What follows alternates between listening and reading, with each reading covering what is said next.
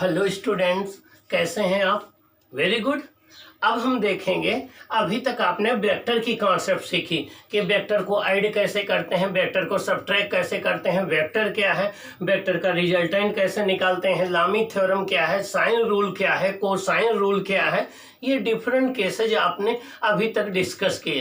अब हम क्या करेंगे, इन वेक्टर्स का एप्लीकेशन टू डायमेंशनल मोशन में करेंगे। तो अब हम देखेंगे कि कोई बॉडी टू डायमेंशनल मोशन में होगी तो उसका पोजीशन वेक्टर कैसे राइट करेंगे, उसका डिस्प्लेसमेंट कैसे निकालेंगे, उसकी वेलोसिटी कैसे निकालेंगे, उसका एक्सेलरेशन कैसे निकालेंगे। तो अब हम वन बाय वन करके मोशन इन अ प्लेन या टू डायमेंशनल मोशन को स्टडी करेंगे। अभी तक हमें वेक्टर का एप्लीकेशन सीखना, उसको अप्लाई करना जरूरी था। आइए हम देखते हैं topic 1, motion in a plane. अब हम motion in a plane study करने जा रहे हैं। चैप्टर तो हम लोगों ने बहुत पहले स्टार्ट कर दिया था, लेकिन वहां पर पहले आपको स्केलर बताना जरूरी था, वेक्टर बताना जरूरी था, वेक्टर का रिप्रेजेंटेशन बताना जरूरी था, उसका ऐड करना, उनका रिजल्टेंट निकालना, उनका सबट्रैक्ट करना, उनका मल्टीप्लाई करना, उसका स्केलर प्रोडक्ट, उनका वेक्टर प्रोडक्ट, ये सारी बातें आपको बताना कंपलसरी था। तो इसलिए हम लोगों ने वो डिस्कशन किया। अब हम देखेंगे मोशन इन अ प्लेन में पहले पोजीशन वेक्टर की बात करेंगे।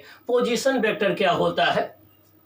If any body is moving in two dimension, अगर कोई बॉडी टू डायमेंशन में मूव कर रही हो, it means its motion is in a plane. इसका मतलब उसकी मोशन क्या होगी, एक प्लेन में होगी। और वो प्लेन उसका हो सकता है एक्स वाई प्लेन हो सकता है, जैसे ही आपका फ्लोर है, या वाई जेड प्लेन हो सकता है। अगर हम इसको एक्स मान ले, इसको वाई मान ले, इसको हम एक्स मान ले और इसको y मान ले, इसको z मान ले, तो ये आपका एक्स वाई प्लेन हो जाएगा, ये वाई जेड प्लेन हो जाएगा, ये एक्स जेड प्लेन हो जाएगा। तो वो बॉडी या तो एक्स वाई प्लेन में मूव कर रही होगी, या तो वाई जेड प्लेन में मूव कर रही होगी, या तो जेड एक्स प्लेन में मूव कर रही होगी। इन तीनों में से किसी एक प्लेन में मूव कर रही होगी।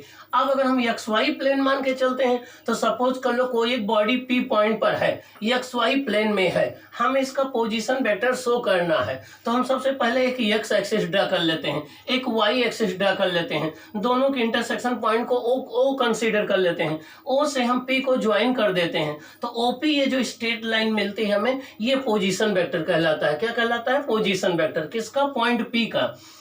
It means the straight line joining the position of an object with the origin is called position vector. The straight line or the vector joining the position of an object with the origin is called position vector. इसको R से denote करते हैं। अगर इसके coordinate x y हम suppose कर लें, ये एंगल थीटा सपोज कर लें, तो ये y होगा, ये x होगा। यहाँ से एक परपेंडिकुलर ड्रा कर दें तो ये आपका OM आ जाएगा।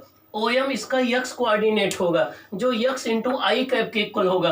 PM इसका y कोऑर्डिनेट होगा जो y इंटू जे के इक्वल होगा। तो देखिए इसका OM कितना आ जाएगा, x इंटू आई कैप। PM कितना हो जाएगा, y इंटू जे कैप। पोजीशन वेक्टर R क्या हो जाएगा, x इंटू आई कैप प्लस y इंटू जे कैप। मॉड R कितना आ जाएगा, square root x square plus y square to the power 1/2 आ जाएगा। और टेन थीटा कितना आ जाएगा, y अपान x। तो थीटा कितना आ जाएगा, tan inverse y upon x। अब जब आपको यूनिट वेक्टर निकालना होगा तो unit vector R cap equal to होता है vector R upon mod R. तो हो जाएगा x into I cap plus y into J cap upon x square plus y square to the power 1/2 आ जाएगा। अगर ये बॉडी वाई जेड प्लेन में मूव कर रही होगी तो पोजीशन वेक्टर हो जाएगा y j cap plus z k cap. अगर ये एक्स जेड प्लेन में मूव कर रही होगी तो पोजीशन वेक्टर हो जाएगा एक्स आई cap plus z k cap हो जाएगा। तो ये तो रहा पोजीशन वेक्टर। हम कैसे राइट करते हैं, जब बॉडी एक्स वाई प्लेन में या वाई जेड प्लेन में या जेड एक्स प्लेन में मूव कर रही हो तो पोजीशन वेक्टर कैसे राइट करते हैं। आइए अब हम डिस्प्लेसमेंट वेक्टर देखते हैं। डिस्प्लेसमेंट वेक्टर को किससे डिनोट करते हैं, डेल्टा आर से। किससे डिनोट करते हैं, डेल्टा आर से। अब हम एक्स वाई प्लेन की बात करेंगे तो एक्स वाई प्लेन में देखिए ये आपका एक्स एक्सिस हो गया, ये वाई एक्सिस हो गया, ये ओरिजिन हो गया। कोई बॉडी इस प्लेन में पहले पी पॉइंट पर थी, t equal to t1 second पर p पॉइंट पर थी, उसके कोऑर्डिनेट x1 y1 थे। उसके बाद बॉडी इस कर्व पाथ से होती हुई ये q पॉइंट पर पहुंच गई। जब q पॉइंट पर ये पहुंची तो t equal to t2 second पर पहुंची। इसके कोऑर्डिनेट x2 y2 हो गए। क्या हो गए, x2 y2 हो गए। और यहाँ P पर इसका पोजीशन वेक्टर R1 था, Q पर कितना था, R2 था, तो इसका पोजीशन यहाँ से अगर हम परपेंडिकुलर ड्रा करेंगे तो ये आपका डेल्टा एक्स हो जाएगा, ये डेल्टा वाई हो जाएगा, ये हो जाएगा चेंज इन एक्स कोऑर्डिनेट, ये हो जाएगा चेंज इन वाई कोऑर्डिनेट। अब हमें इसका डिस्प्लेसमेंट निकालना है, तो डिस्प्लेसमेंट होता है इनिशियल पॉइंट से फाइनल पॉइंट के बीच की शार्टेस्ट डिस्टेंस। तो इनिशियल ये P पॉइंट पर था, फाइनल Q पर था, तो डिस्प्लेसमेंट P से Q हम ज्वाइन कर देंगे तो PQ हो जाएगा। ये कितना हो जाएगा, डेल्टा R, क्या हो जाएगा, डेल्टा R हो जाएगा।